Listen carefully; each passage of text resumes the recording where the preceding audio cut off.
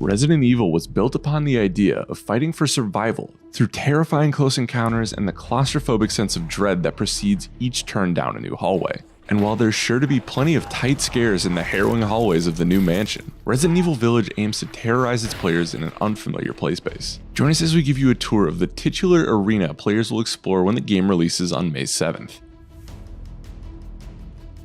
Village is a well-documented departure from the Resident Evil series, in that fans will experience a vastly different inspiration for the world and what lurks there.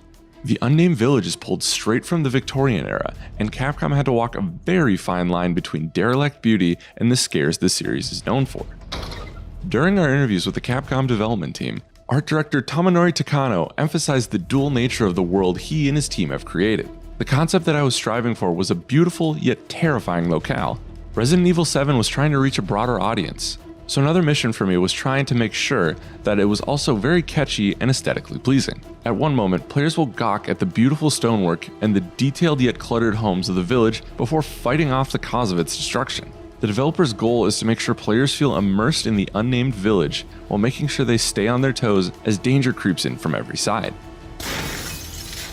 Because it's a bigger environment, much wider environment, Mori Masasato, the game's director, told us, we want to let players understand that the environments are not just expansive in terms of horizontal, it's expansive in terms of vertical scale as well.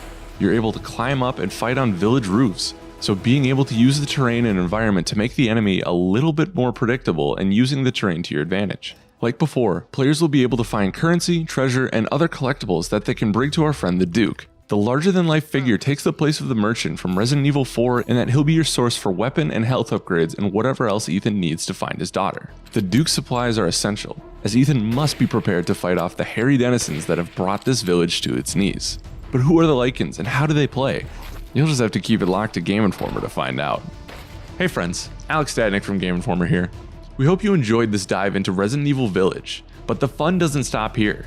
Be sure to subscribe to our YouTube page, as we're going to be rolling out more great exclusive looks at Capcom's new horror game as the month goes on.